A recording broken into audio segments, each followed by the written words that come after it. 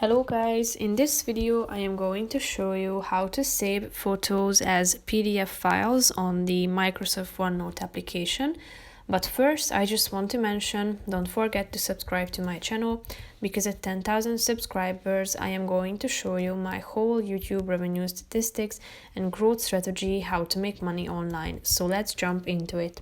First of all, open the application on your phone.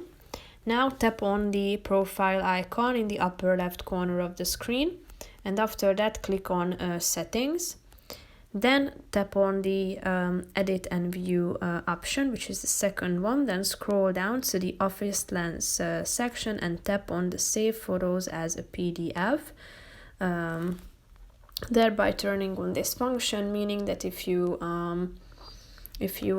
insert any picture and into your notes, then you are going to save it automatically. So the system will save it as a PDF file automatically.